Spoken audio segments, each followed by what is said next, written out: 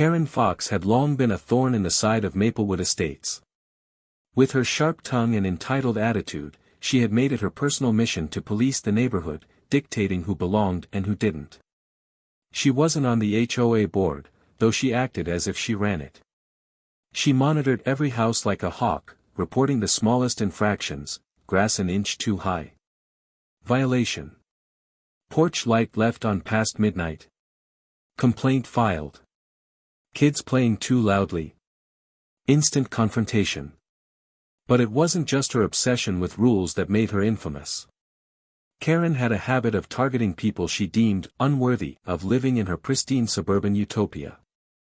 If you didn't fit her narrow expectations, whether in background, lifestyle, or appearance, she made it her mission to make you uncomfortable. Most neighbors tried to ignore her.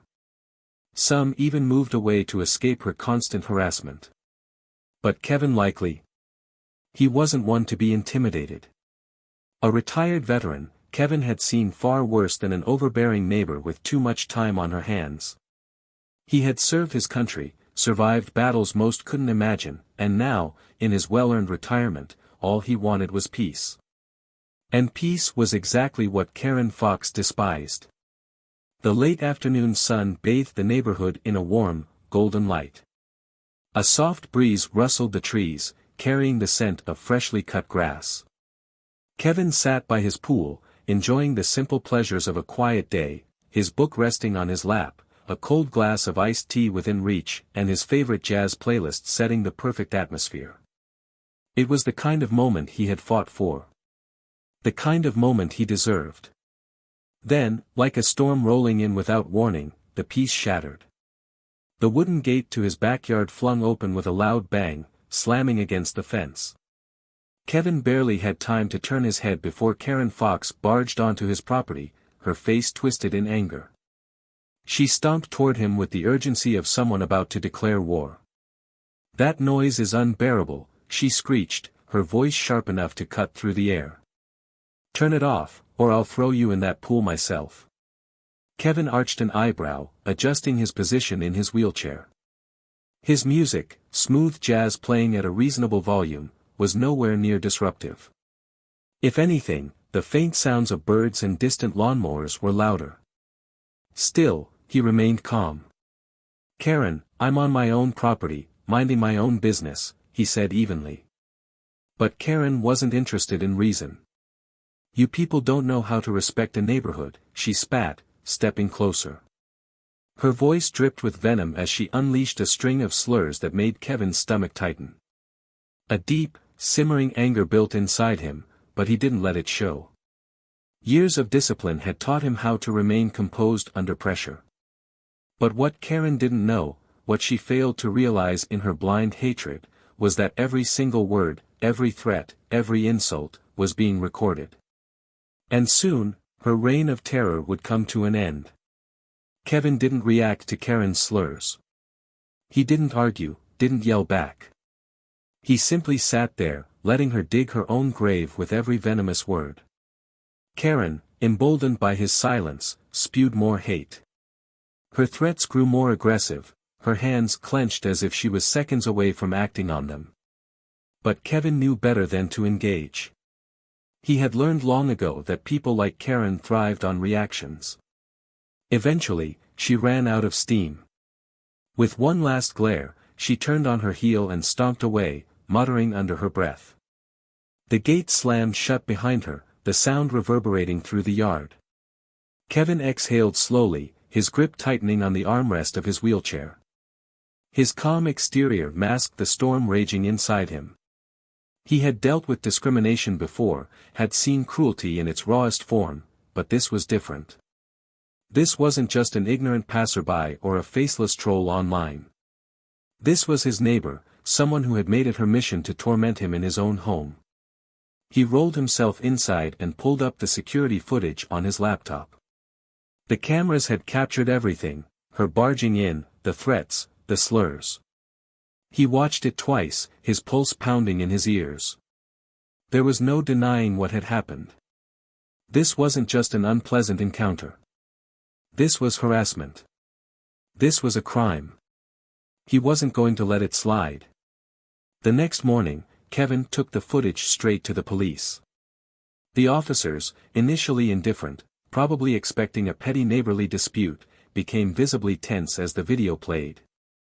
The threats, the hate-filled language, Karen's complete lack of restraint. It was undeniable. Within hours, an investigation was launched. Karen was brought in for questioning, her usual smugness replaced with nervous defensiveness. But when she realized how much trouble she was in, she went on the attack. "This is ridiculous," she shrieked to reporters outside the precinct. "I'm the real victim here. That man is trying to ruin my life." The community wasn't buying it. Karen had burned too many bridges. Her history of bullying and bigotry was well known, and people had finally had enough. Residents who had once stayed silent out of fear began coming forward with their own stories, stories of intimidation, racial slurs, and threats that had gone unchecked for years. Kevin, with the backing of his legal team, filed a lawsuit against her for harassment, discrimination, and emotional distress. He wasn't just fighting for himself, he was making sure Karen was held accountable for every person she had tormented. The trial became a media spectacle.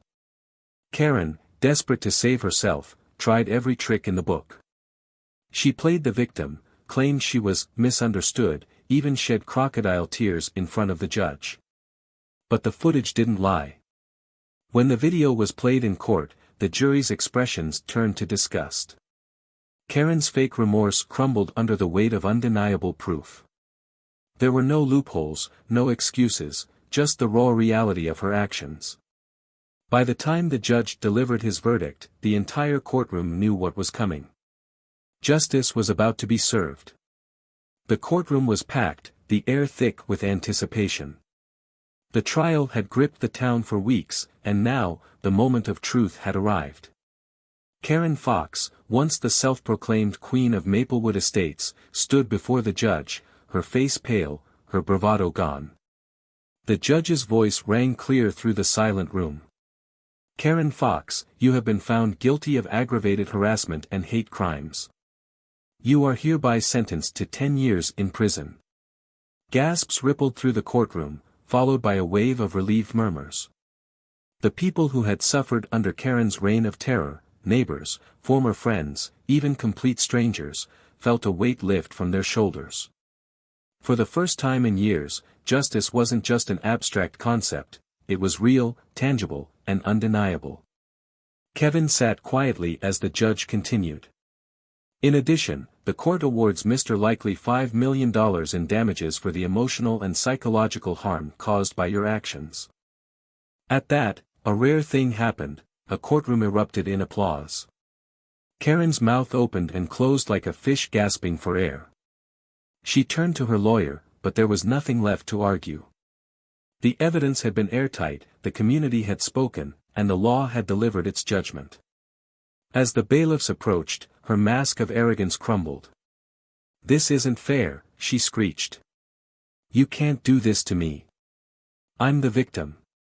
But no one was listening anymore. As she was led away, the people she had tormented for years stood a little taller. And Kevin? He remained composed, though inside, a deep sense of vindication settled in. He hadn't just won a case, he had set a precedent. No one, no matter how entitled, was above accountability. With Karen gone, the neighborhood felt different, lighter, freer. The tension that had lingered in the air for years seemed to dissolve overnight. Kevin, however, wasn't interested in revenge or gloating. He knew that justice alone wasn't enough, real change required action. And so, he put his settlement money to good use. He donated a large portion to organizations that supported disabled veterans and civil rights groups, ensuring that others who faced discrimination had resources to fight back. He also funded a scholarship for young people pursuing careers in law and social justice, knowing that the best way to fight hate was through education and empowerment. But perhaps his favorite investment was in his own backyard. What was once a battleground for Karen's hateful outbursts became a hub of laughter, music, and togetherness. Kevin hosted community gatherings, inviting neighbors to enjoy the space without fear of confrontation. The first event was a simple summer barbecue. Families brought food, kids splashed in the pool, and jazz played softly in the background. No one complained. No one stormed in with threats. For the first time in years, Maplewood Estates felt like home. And Kevin? He leaned back in his chair, sipping his iced tea, letting the warmth of the sun wash over him. Peace. At last, he had peace.